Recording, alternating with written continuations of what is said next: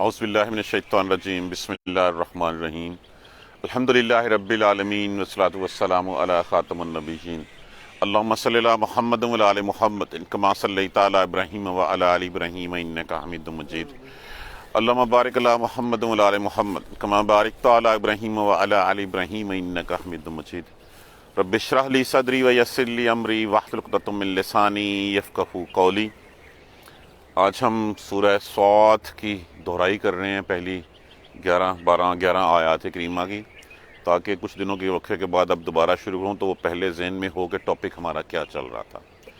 سورہ صاد مکی صورت ہے، اور یہ مکی صورت اس وقت نازل ہوئی جس وقت بہت سارے سرداروں نے دیکھا کہ اب یہ پانی جو ہے وہ ہمارے سر سے زیادہ اونچا ہوتا جا رہا ہے، یہ محمد صلی اللہ علیہ وآلہ وسلم کا دین تو پھیلتا چلا جا رہا ہے، اب اس دین کی وجہ سے ہمارے درمیان جو ہے وہ بہت ساری جو ہے وہ ناچاکیاں شروع ہو گئی ہیں، بھائی بھائی کا مخالف ہو گیا ہے، بیٹا باپ کا مخالف ہو گیا ہے، تو اس کا کچھ نہ کچھ جو ہے وہ توڑ نکالا جائے۔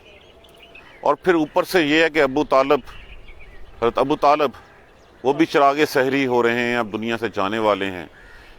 اب بھی ہم نے جا کے کچھ بات نہ کی تو بعد میں کچھ کہا تو لوگ کہیں گے کہ جب تک تو باپ زندہ تھا تب تک تو ہاتھ لگانے کی، آنکھ اٹھانے کی جرت نہیں ہوئی کسی کو، اور جب ابو طالب دنیا سے چلے گئے تو اب جو ہے محمد صلی اللہ علیہ وسلم پہ چڑھ دوڑے ہیں۔ تو کیوں نہ ابھی اس چیز کے بارے میں کچھ نہ کچھ جو ہے وہ بات کی جائے، کوئی مداوع کیا جائے۔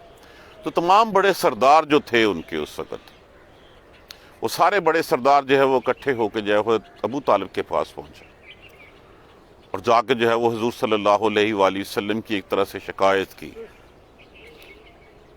تو آپ صلی اللہ علیہ وآلہ وسلم کو جو ہے وہ حضرت ابو طالب نے جو ہے وہ یاد کیا، بلایا اور بلا کے کہا، بیٹے یہ کچھ جب بات کرنا چاہتے ہیں، اور ان کا مدعا یہ ہے کہ یہ کہتے ہیں کہ آپ ان کے معبودوں کو برا بلا نہ کہیں، یہ آپ کے معبود کو برا بلا نہیں کہیں گے۔ تو آپ صلی اللہ علیہ وآلہ وسلم نے ارشاد فرمایا، اگر میں ان کو کہوں کہ صرف ایک کلمہ کہہ دیں، اس کا ایک کلمہ کے کہنے سے یہ عرب ان کے نیچے ہوگا اور باقی ساری دنیا بھی ان کی باج گزار ہوگی، ان کو جزیہ دیا کرے گی، ان کی بات مانا کرے گی، ان کے ماتحت ہوگی، اور یہ عرب تو ہوگا ہی ان کے پاؤں تلے۔ تو ابو جہل کہنے لگا، چلے ایک کیا ہم ایسے 10 کلمے کہنے کو تیار ہیں۔ تو آپ صلی اللہ علیہ وآلہ وسلم نے ارشاد فرمایا کہ لا الہ الا اللہ کا کلمہ۔ تو انہوں نے جو ہے وہ اس کا انکار کیا اور کہا کہ اٹھو چلو، یہ کچھ اور چاہتا ہے، یہ یہاں کی بادشاہی چاہتا ہے۔ یہ کیا بات ہوئی کہ اتنے سارے معبودوں کو چھوڑ کے ہم صرف ایک معبود کے پیچھے چل پڑے؟ ہم نے تو ایسی کوئی بات نہیں سنی پہلے، یہ کوئی زیادہ عقل مند ہے، زیادہ سیانہ ہو گیا ہے۔ یہی ٹاپک ہے اس سورہ مبارکہ کا کہ حضور صلی اللہ علیہ وآلہ وسلم کی رسالت کا رد کرنے والوں کی جو ہے وہ نفی کی گئی ہے، کہ آپ صلی اللہ علیہ وسلم کی مخالفت کرنے والوں کی نفی کی گئی ہے، اور اللہ سبحانہ تعالیٰ کی توحید کے اوپر بات کرنے والوں کو جو ہے وہ جھٹلایا گیا ہے۔ صاد حروف مقطعات میں سے ہے، اللہ سبحانہ تعالیٰ کے راز ہیں، اللہ بہتر جانتے ہیں۔ قرآن کے معجزوں میں سے ایک معجزہ کہ یہ وہ الفاظ ہیں جن کے معنی راتی دنیا تک کوئی ڈھونڈ نہیں سکے گا، اور روز محشر اللہ سبحانہ تعالیٰ جو ہے وہ ہمیں ان الفاظ کے بارے میں بتائیں گے۔ والقرآن، واو یہاں پہ قسمیاں استعمال ہوا ہے، قسم ہے۔ کس کی قسم کھائی گئی ہے؟ جیسے جب ہم سورہ یاسین پڑھ رہے تھے تو یاسین والقرآن الحکیم، یاسین قسم ہے قرآن حکیم کی۔ کس پر قسم کھائی جا رہی ہے؟ انڈرسٹوڈ سی بات سورہ یاسین میں کہی گئی تھی کہ جہاں پہ بھی ہمیں ایسا ملے تو پھر اس کا مقسم علیہ جو ہے وہ ہوتا ہے، کون ہوتا ہے؟ انک لمن المرسلین، کہ بے شک آپ بھیجے ہوئے میں سے آپ صلی اللہ علیہ وآلہ وسلم کی سچائی کے اوپر مہر لگائی جاتی ہے۔ یہاں پہ بھی قسم جو ہے وہ رسول کے قسم ہے کہ قرآن ذکر، ذکر کیا ہوتا ہے؟ یاد دہانی۔ یاد دہانی کس چیز کی کروائی جاتی ہے؟ جو فطرت میں پہلے ہوتی ہے۔ ہماری فطرت میں پہلے کیا ہے کہ ہمیں ایک دفعہ زندگی پہلے مل چکی ہے، ہمیں زندہ کیا گیا، ہماری روحوں کو پیدا کیا گیا، پیدا کر کے اس وقت ہم سے پوچھا گیا تھا الست بربکم، میں رب نہیں ہوں تمہارا؟ تو سب نے کہا تھا قالوا بلا، ہاں ہاں کیوں نہیں۔ اب وہی سبق ہمیں دوبارہ پڑھایا جا رہا ہے، اور یہ سبق یاد کرانے کے لیے یہ قرآن ایک یاد دہانی ہے۔ یہ قرآن جو ہے نا وہ ایک نصیحت ہے، یاد دہانی ہے۔ کیا یاد دہانی ہے؟ کس لیے پیدا کیے گئے ہو؟ تمہارا رب کون ہے؟ تمہارا رب تم سے کیا چاہتا ہے؟ وہی یاد دہانی، وہی سبق جو پہلے پڑھایا گیا تھا، اسی سبق کو جو ہے وہ ہمیں دوبارہ یاد کروایا جا رہا ہے تاکہ تم سیدھے ہو جاؤ۔ قرآن نصیحت والا ہے، ذکر والا ہے، یاد دہانی والا ہے۔ بل الذین کفروا، لیکن وہ لوگ جو انکاری ہیں اس کے، جو کافر ہیں اس کے، جنہوں نے انکار کیا اس کا، فی عزت، عزت کا ویسے معنی تو ویسے ہوتا ہے عزت والا، لیکن یہاں پہ وہ اپنے آپ کو عزت والا سمجھتے، جو عزت والا ہوتا ہے، جو بڑا ہوتا ہے، وہ سمجھتا ہے اپنے آپ کو غرور میں آ جاتا ہے۔ غرور میں کیوں آ جاتا ہے؟ کہ ہمارے ہاں لوگوں کو جانچنے کا ایک ہی معیار رکھا گیا ہے، اور وہ معیار کیا ہے؟ پیسہ، منصب، اولاد، جو کچھ جس کے پاس یہ ہے اسی کو بڑا سمجھا جاتا ہے۔ ایک غریب آدمی چاہے وہ جتنا ہی اللہ کے قریب کیوں نہ ہو، اس کی کوئی حیثیت سمجھی نہیں جاتی۔ تو جو یہ منصب والے، پیسے والے سردار ہوتے ہیں، وہ سردار ہمیشہ تکبر میں ہوتے ہیں۔ اور بلکہ لیکن وہ لوگ جو انکاری ہیں، جنہوں نے کفر کیا، وہ ہیں فی تکبر میں و شقاق، اور اس کی مخالفت میں۔ کیوں؟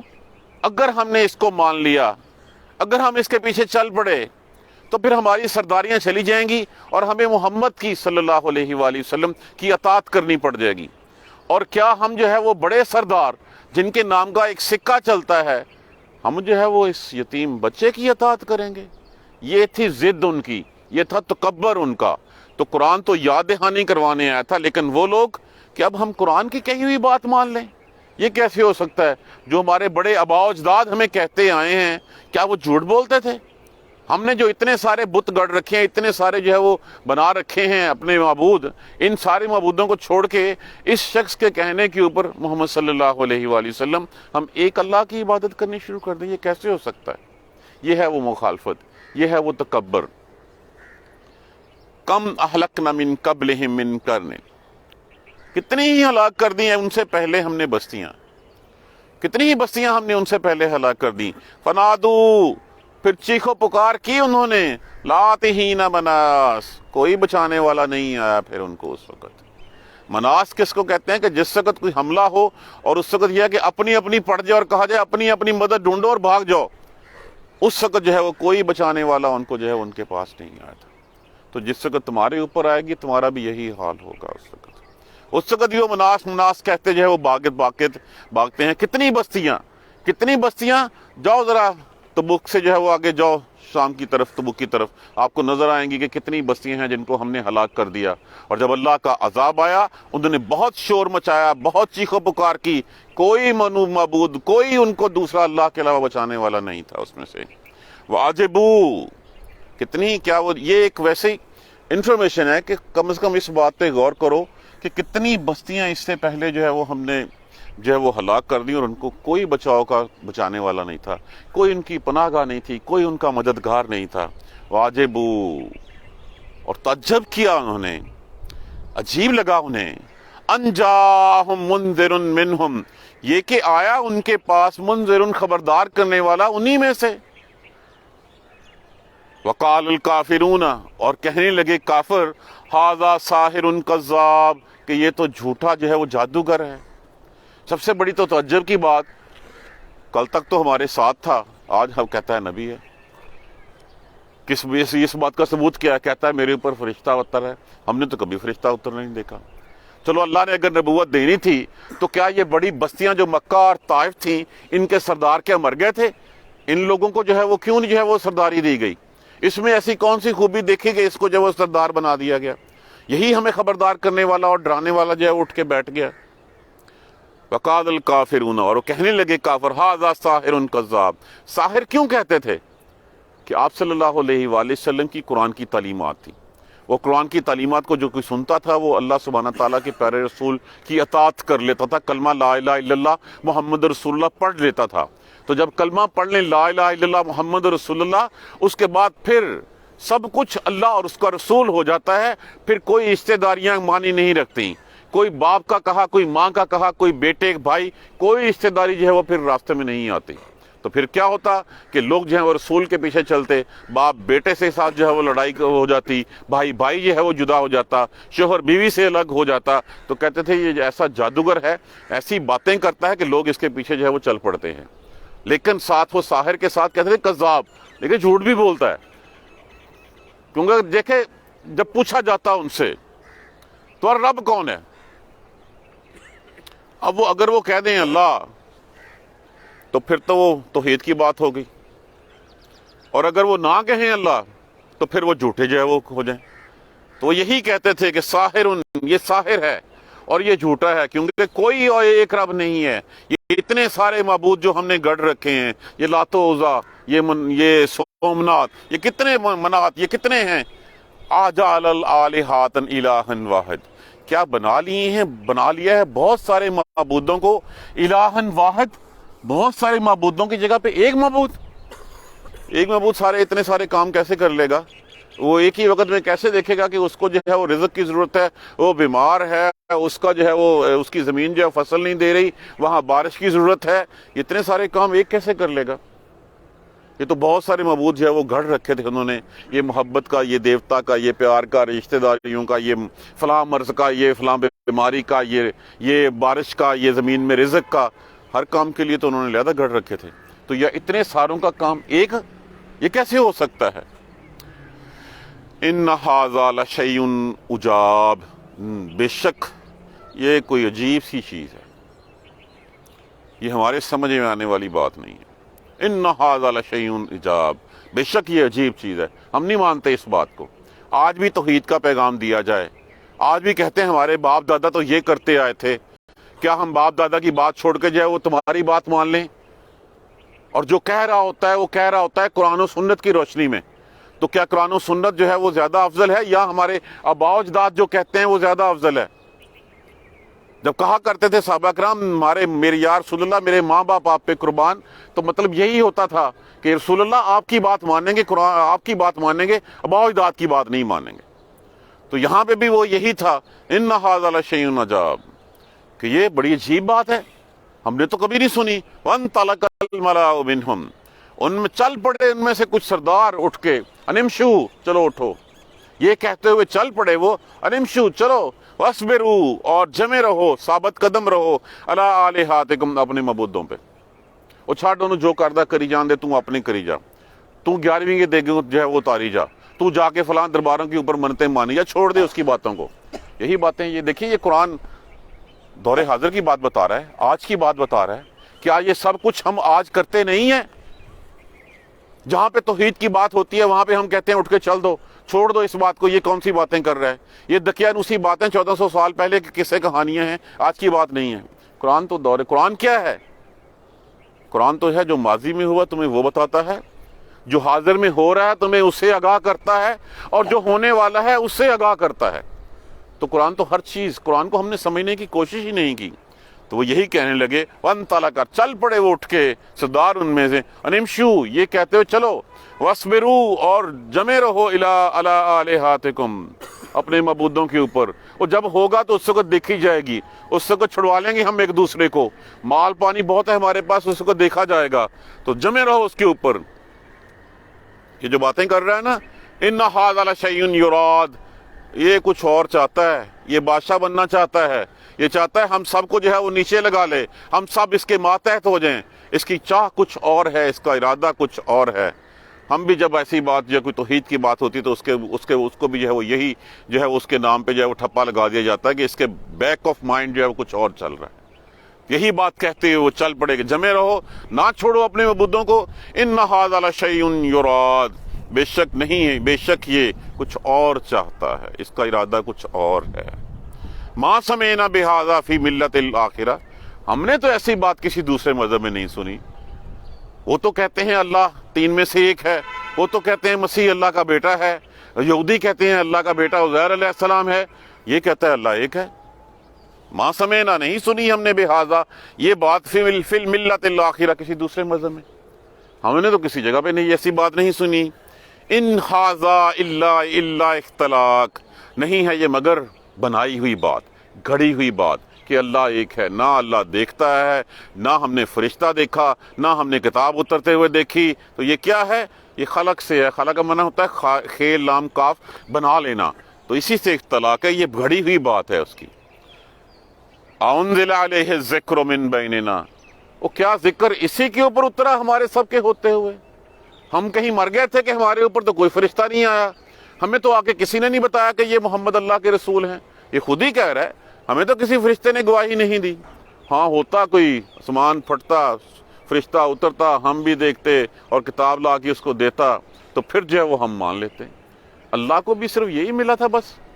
ہم مر گئے تھے، اتنے بڑے بڑے سردار ہیں، اتنی بڑی بڑی عزتیں ہیں، چودراہٹیں ہیں ان کی، ان سب کو چھوڑ کے یہ یتیم بچہ ہی ملا تھا. انزل علیہ الذکر، کیا اتارا گیا اس کے اوپر ذکر من بیننا، ہم سب میں سے؟ بات یہ نہیں ہے. بل ہم فی شک من ذکری، اصل حقیقت یہ ہے کہ یہ میری یاد سے، میرے ذکر سے شک میں ہیں. ان کو میری توحید پہ اعتبار نہیں ہے. یہ صرف رسول کو نہیں جھٹلا رہے، یہ میری جو قرآن ہے، میرے قرآن کو بھی جھٹلا رہے ہیں. اس کے اوپر یہ شک میں ہیں. یہ نہیں مان رہے کہ اللہ ایک ہے. وہ کوئی اور پیغام تو نہیں دے رہا ہے محمد صلی اللہ علیہ وآلہ وسلم، وہ تو پیغام لا الہ الا اللہ کا دے رہے ہیں. یہ اس لا الہ الا اللہ کے پیغام کے بارے میں شک میں ہیں کہ اللہ ایک ہے. انہوں نے ایک اللہ کے علاوہ اور کتنے جو ہے وہ 360 جو ہے وہ سگت گھڑ رکھے ہیں. بل لما یذوقوا عذاب، بات یہ ہے کہ ان کو پھینٹی نہیں پڑی، ابھی تک ان کو مار نہیں پڑی، ان کو عذاب نہیں چکھا انہوں نے.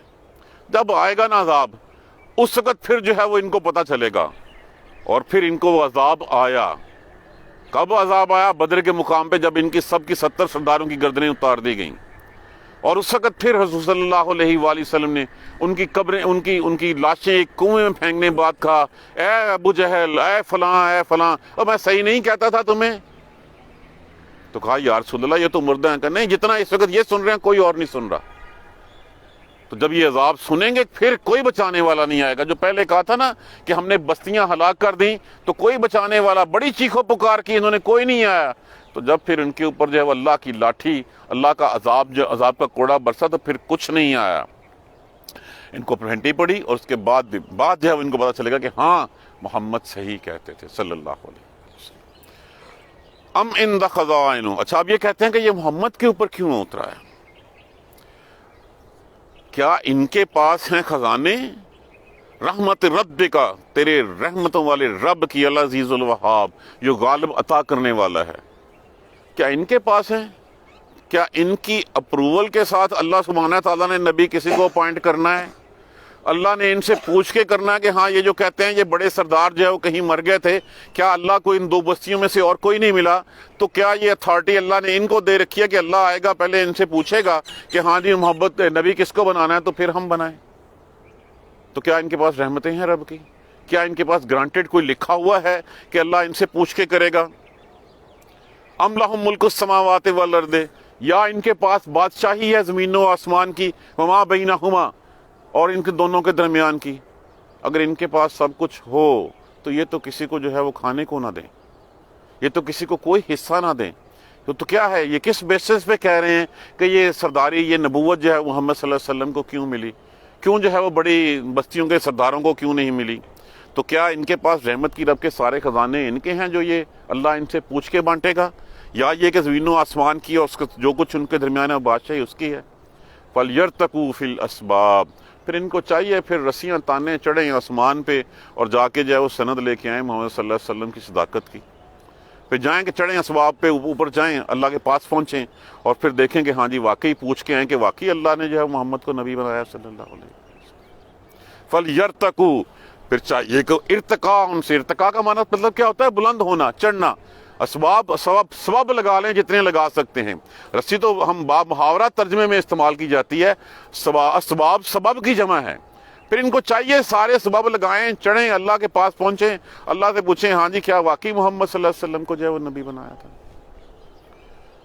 جندن ما ہنالک محزومن، یہ جو لشکر ہے نا، یہ لشکر، یہ یہاں پہ پیشن گوئی ہے ان کی. یہ محزوم حزم سے ہے. حزم کا معنی کیا ہوتا ہے؟ شکست خوردہ. یہ جو لشکر یہاں ہے نا، من الاحزاب، باقی جماعتوں کی طرح شکست خوردہ ہے، یہ ہزیمت والا لشکر ہے. ان میں کوئی طاقت نہیں ہے۔ اس طرح کے کتنے لشکر بڑے آئے جو کہتے تھے کہ ہمارے پاس طاقت زیادہ، ہمارے پاس مال زیادہ، ہمارے پاس نفری زیادہ۔ ان کا انجام جا کے دیکھ لو، یہ بھی انہی جیسی جماعتوں میں سے ایک لشکر جو ہے وہ ہے۔ یہ بھی پیشن گوئی تھی کہ یہ جو لشکر یہ جو بڑھ چڑھ کے باتیں کر رہے ہیں، ان کا حال بھی یہی ہوگا۔ رہنے والی ذات اللہ سبحانہ تعالیٰ کی، رہنے والا کلمہ لا الہ الا اللہ محمد الرسول اللہ، یہی چیز قرآن ہمیں یاد کرواتا ہے۔ والقرآن ذی الذکر، یاد دہانی کرواتا ہے۔ کیا یاد دہانی کرواتا ہے؟ ہم کیوں پیدا کیے گئے ہیں۔ بڑی خوبصورت بات ہے کہ جب ہم پیدا ہوتے ہیں تو پہلے تو 10-15 سال تو ہم دیکھیے نہ تو ہم اپنے پتہ ہوتا اختیار میں ہوتا کہ ہم نے کس کے گھر میں پیدا ہونا ہے، ہمارا ماں باپ کون ہوگا۔ ہم کھانے پینے کے، ہاتھ ہلانے کے پہلے تو ماں کے پیٹ میں محتاج ہوتے ہیں۔ 10-15 سال پھر آگے یہاں پہ جو ہے وہ ماں باپ کے بہن بھائیوں کے محتاج ہوتے ہیں، اور پھر آخری 10-15 سال بھی ایسے ہی ہم محتاجی کی زندگی گزارتے ہیں، اٹھ بیٹھ نہیں سکتے۔ تو اتنے سے درمیان میں قلیل وقت کے لیے ہم نہ ختم ہونے والی زندگی کا سودا کر بیٹھیں گھاٹے کا۔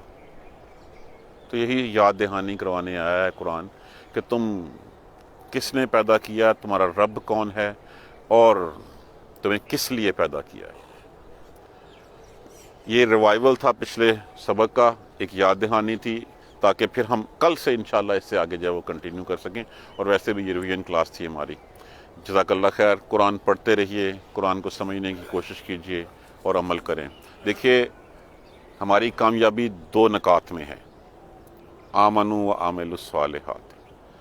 اکیلا ایمان لا کے ہم اگر اعمال اچھے نہیں کریں گے، جو کہا گیا ہے اس کے مطابق اعمال نہیں کریں گے تو ہم ناکام ہیں۔ ہم اچھے اعمال کر کے ایمان نہ لا کے بھی ناکام ہیں۔ تو جہاں پہ بھی قرآن میں دیکھا ہے، جہاں پہ بھی خوشخبری سنائی گئی ہے، وہ خوشخبری صرف آمنوا وعملوا الصالحات کے اوپر ہے۔ اللہ سبحانہ تعالی ہم کو اس کی ہمت اور توفیق دے۔ جزاک اللہ خیر۔ سبحانک اللہم وبحمدک، اشہد ان لا الہ الا انت، استغفرک واتوب الیک۔ اعوذ باللہ من الشیطان الرجیم، بسم اللہ الرحمن الرحیم۔ الحمدللہ رب العالمین، الحمدللہ رب العالمین، الحمدللہ رب العالمین۔ اللہم صلی علی محمد وعلی آل محمد کما صلیت علی ابراہیم وعلی آل ابراہیم انک حمید مجید۔ اللہم بارک علی محمد وعلی آل محمد کما بارکت علی ابراہیم وعلی آل ابراہیم انک حمید مجید۔ ربنا لا تؤاخذنا ان نسینا واخطانا، ربنا ولا تحمل علینا اصرا کما حملتہ علی الذین من قبلنا، ربنا ولا تحملنا ما لا طاقة لنا به واعف عنا واغفر لنا وارحمنا انت مولانا فانصرنا على القوم الكافرين۔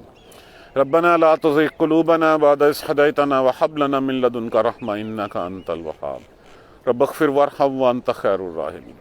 يا رب ارحمهما كما ربياني صغيرا، يا رب ارحمهما كما ربياني صغيرا، يا رب ارحمهما كما ربياني صغيرا۔